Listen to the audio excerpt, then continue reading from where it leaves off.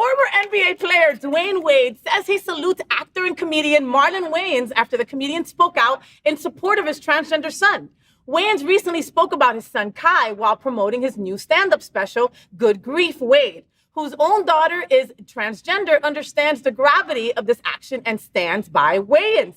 Talking to GQ, Wade said, quote, "I think unconditional love allows us to step in and listen and learn of what we do not know and what we were not taught, especially in the Black community," end quote. Well said, Dwyane Wade. Well said, and well said, Marlon Wayans.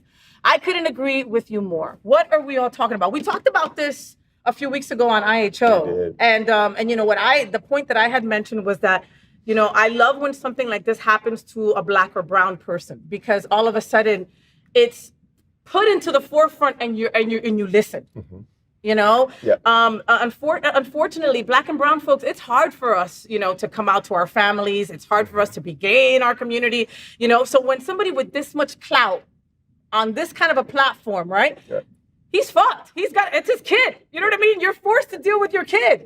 Yeah. And he spoke in I, me, my statements. You know, he didn't say how you should deal. He didn't tell you how you should handle your business. But he's telling it from his own personal perspective. I love that, because you can't tell people how to parent. And see, what happens is, I think where we often, the misguiding or the things that go left and people stop listening is you dictate, you tell. We've been bombarded with being told how to live, what we should do all the time. And so he's flipped the script and said, this is how I am dealing it. I am often messing up on pronouns. I am often realizing that I am losing a child, but gaining a child in a different perspective. I still have my child. And so he had to learn how to go through all those emotions. And he teaches that I, me, my. So he's also now giving the example to someone who's listening that you will, but listen through my story. And so when you notice if the parallels may be the same. So it's still going to be your journey, but you can learn from our journey. And the crazy thing is, and I agree I thought about it after the show, is we often are taught about how to just survive and live besides being gay.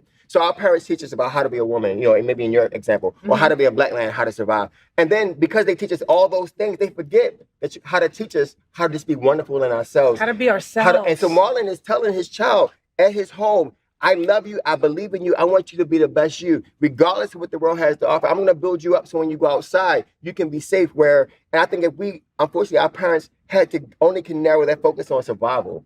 And so now he's in a situation where now he can teach his child not only about survival, but about living. And I think that now, hopefully, in the world today, we can get to that point where parents can say, yes, you have to survive, put 10 and 2 when the police pull you over, but guess what? It's okay to be different. It's okay to be you. It's okay, because I'm going to still love you when you come home. Okay. Let me be devil's advocate for a second, okay? So Marlon Wayans, scary movie, like, help me out. Scary movie. What was the show back in the 90s? The Wayans Brothers. Wayans Brothers. They had all kinds of big hits, right? And then for the last couple of years, not too in the news, right? Not too much. White Chicks. He does a couple comedy specials here and there. He has the Wayans name. No, again, and that's it. You don't need to do much. You don't need to do much more. But do you think that, because like now, what he was saying on the Breakfast Club was that part of his stand-up is now a whole segment is about his transgender kid. So do you think he's also trying to like queer bait and trying to get some LGBTQ plus folks to start watching him? I mean, it's not a bad idea. I'm just saying, you know. So I'm gonna tell you no.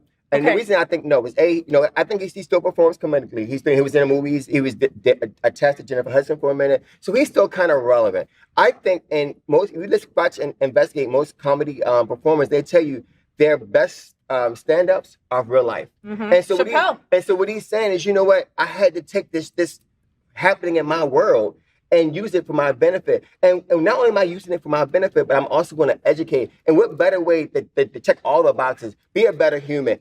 Educate, be a good dad, and be a good dad. And because I think I see in that household when he messes up and calls him by the wrong pronouns, I think he's giving his children enough power to say, "Yo, you know you're wrong for that. Yeah, fix it." And he has to be receptive of that. And I think what he's doing is checking all those boxes to be like realizing that the people who come into his arenas and in the house to hear him speak realize they have someone at home like that. Yeah. I can do better. So I don't think it's necessarily queer baiting. He's more educationally sound and using it for the right platform. Good.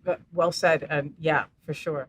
So, did you enjoy the show? I know you did, so make sure to click subscribe so you won't miss any of the events, news, or interviews right here on the Faye What Show. Ring the bell at the bottom of the screen, right there, so you'll be alerted every time we're live. You can also click on the Happening Out Television Network logo, so you can see all of the shows on the most diverse LGBTQ+ media network. Find out just what we're doing to bring the L and the G together right here on the Faye What Show. Get the week started with me.